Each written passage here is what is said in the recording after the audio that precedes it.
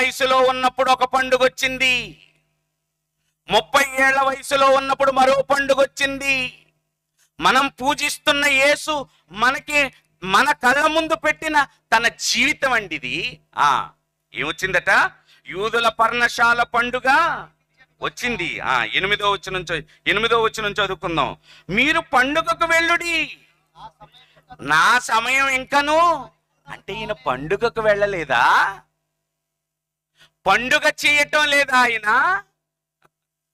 ఏమండి, happy Christmas అంటుంది సమాజం, మేరీ క్రిస్మస్ అంటుంది. ఆయనకి కావలసింది నీ శుభాకాంక్షలు కాదు, పరలోకపు తండ్రి చెప్పిన పనులు చేయాలి. ఆ పనులనే చిన్నతనం నుండి ప్రారంభించాడండి.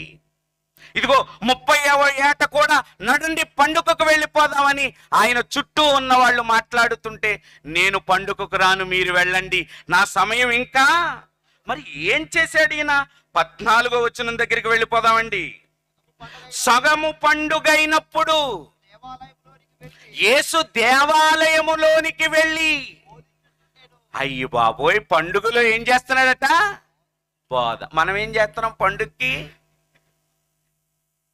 ఇందాక చదువుకున్నాం కదా యెషయా గ్రంథంలో, తంబురా, సన్నాయి, సితారా వాయించుచు, విందు చేయుచు, ద్రాక్షారసము త్రాగుచు. కానీ ఏం చేయరట? యెహోవా పనిని మాత్రం ఏం చేయరు. నువ్వు చెయ్యాల్సింది పండుగ కాదు, నువ్వు చెయ్యాల్సింది పని. ఆయన సగము పండుగ అయినప్పుడు దేవాలయములోనికి వెళ్ళి బోధ,